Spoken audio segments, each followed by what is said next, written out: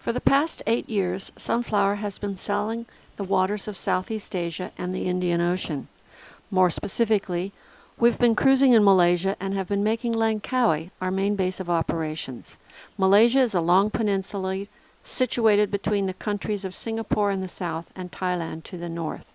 Langkawi is near that border, just about here.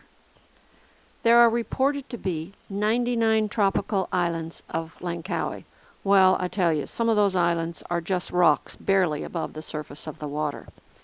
We've cruised around many of the islands and have a few favorite anchorages we'd like to share with you.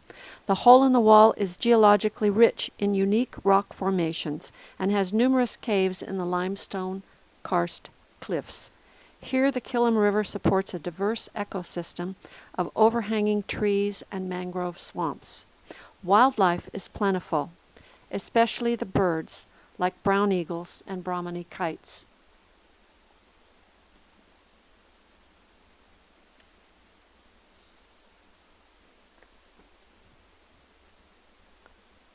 Fishermen still row their boats in the traditional way.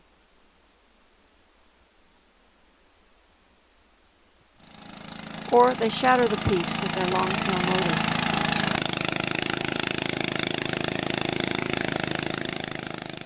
These days, many fishermen have now become tour boat operators with speedy outboards circling through the channels. Many come up to Ramad's hole-in-the-wall fish farm to see the fish that he has in pens and to have a meal at the restaurant.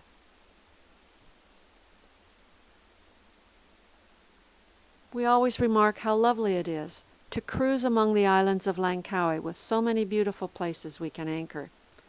Similar in appearance to the hole-in-the-wall, but much reduced in scale, is a small channel we call the fjord. It seems others have also found out about this tranquil spot.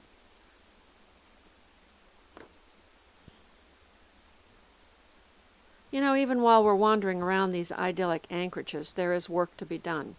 I do our laundry by hand in a bucket, but first you have to get the water. We anchor near a spot called Laundry Bay, where a yachty friend of ours has fixed a bamboo water pipe to collect the runoff from a kind of spring. So the drill is you take the dinghy up to the beach, wade up to the flowing pipe, gather as much water as you need, and then drag it back to the dinghy. Well, while you're doing that, you might as well cool off and take a shower.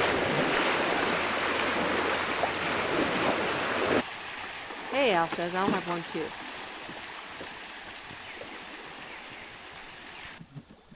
Then reverse the procedure, dinghy back to the boat with your water, and begin the drudgeries of the laundry on board. Nevertheless, this is made bearable by the attractive surroundings of the anchorage. The main town is called Kua. The most popular place to anchor is just off the beach, in front of Kua town, which gives you access then to shopping, post office, cyber shops, and restaurants. Eagle Square is a dominant landmark for those of us arriving by sea. The Lang in Langkawi refers to the brown eagle. Many local events are held in these garden park premises.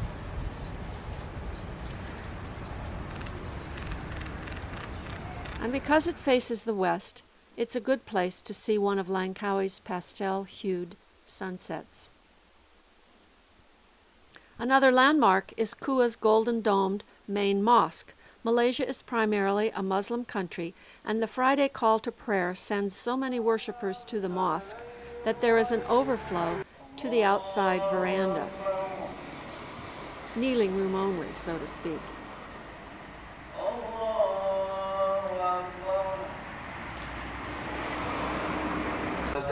And I don't know how they sort out all their shoes at the end of the services, but somehow they managed to go away fully shod. Every Wednesday and Saturday there is a night market in Kua. Stalls with tarps or brightly colored umbrellas spring up along one of the outer streets. It is a good provisioning point for fresh foods, as well as a social scene for both locals and yachties alike. Now, if you're thirsty, maybe fresh sugarcane juice would tempt you.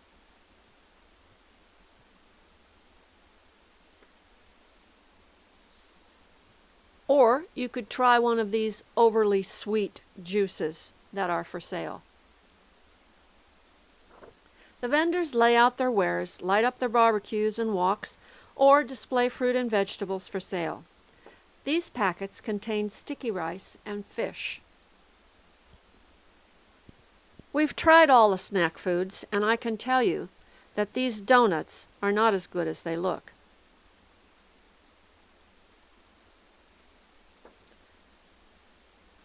And neither is a gelatinous concoction of sweetened condensed milk, coconut, and green pandan juice.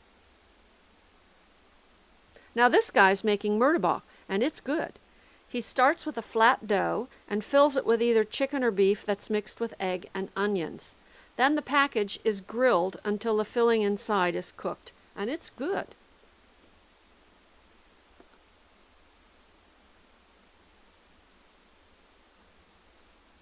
There are other kinds of fast foods for sale, of course, Malaysian style at least, like fried noodles being cooked in this big wok, or fried noodles. Then there's barbecued chicken, or barbecued satay.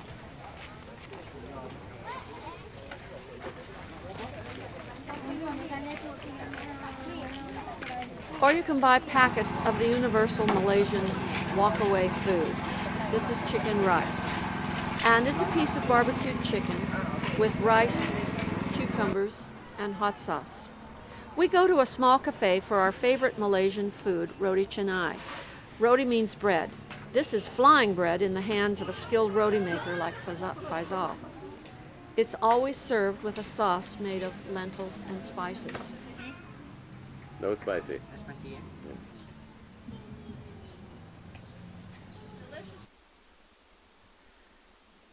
We often eat at cafes that serve their food cafeteria style. You are handed a plate of rice and can fill the top with whatever you wish from the various pans of cooked foods. This kind of meal is called nasi kandar,